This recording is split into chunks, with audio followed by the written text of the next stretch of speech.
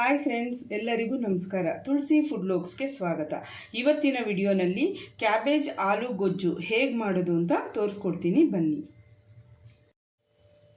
ಬಾಣಲಿಗೆ 3 spoon ಎಣ್ಣೆ ಹಾಕ್ಕೊಳ್ತಾ ಇದ್ದೀನಿ.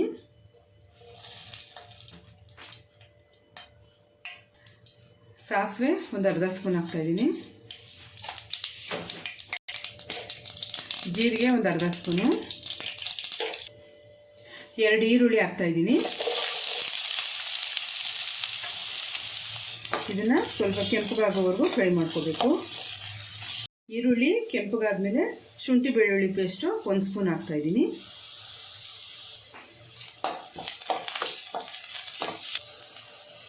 ಈಗ ಒಂದು ದೊಡ್ಡ ಟೊಮೊಟೊ ಕಟ್ ಮಾಡಿ ಹಾಕ್ತಾ ಇದ್ದೀನಿ.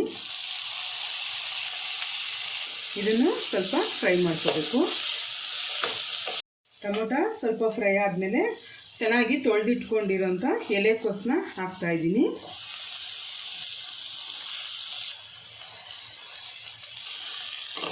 ಈಗ ಇದನ್ನು ಸ್ವಲ್ಪ ಮಿಕ್ಸ್ ಮಾಡಿಕೊಂಡು 1-2 ನಿಮಿಷ ಹುರಿಬೇಕು.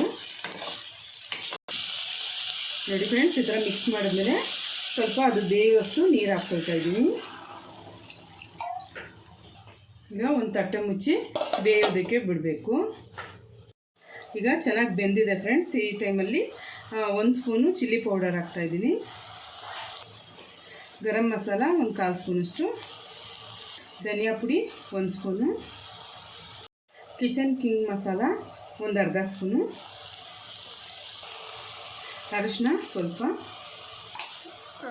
ರುಚಿಗೆ ತಕ್ಕಷ್ಟು ಉಪ್ಪು, ಕೊತ್ತಂಬರಿ ಸೊಪ್ಪು, ಬೇಯಿಸ್ಕೊಂಡು ಸ್ಮ್ಯಾಶ್ ಮಾಡಿರೋಂಥ ಆಲೂಗಡ್ಡೆ 1 ತೊಗೊಂಡಿದ್ದೀನಿ, ದೊಡ್ಡ ಸೈಜು ಹಾಕ್ತಾಯಿದ್ದೀನಿ. ಇದಿಷ್ಟನ್ನು ಚೆನ್ನಾಗಿ ಮಿಕ್ಸ್ ಮಾಡ್ಕೋಬೇಕು. ನೋಡಿ ಫ್ರೆಂಡ್ಸ್, ಮಸಾಲ ಎಲ್ಲ ಹಾಕಿ ಒಂದು 5 ನಿಮಿಷ ಈ ಥರ ಬೇಯಿಸ್ಕೋಬೇಕು. ಈಗ ಇದು ರೆಡಿಯಾಗಿದೆ.